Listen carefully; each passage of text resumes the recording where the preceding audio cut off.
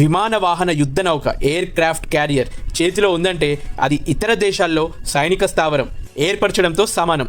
దాదాపు 70 యుద్ధ విమానాలతో ఒక విమాన వాహన నౌక ఎయిర్ క్రాఫ్ట్ క్యారియర్. విక్రాంత్ నుంచి దూసుకెళ్లిన యుద్ధ విమానాలు, హెలికాప్టర్లు అప్పటి తూర్పు పాకిస్తాన్, నేటి బంగ్లాదేశ్లోని కార్క్స్ బజార్, చిటగాంగ్, కుల్నా, మోంగ్లా రేవులపై బాంబులు కురిపించాయి.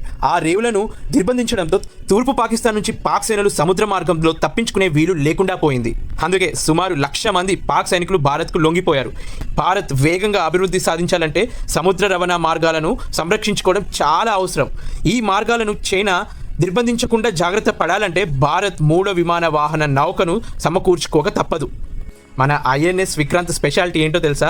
భారత్ పూర్తిగా స్వదేశీ పరిజ్ఞానంతో తయారు చేసిన మొట్టమొదటి విమాన వాహన యుద్ధ నౌక ఐఎన్ఎస్ విక్రాంత్.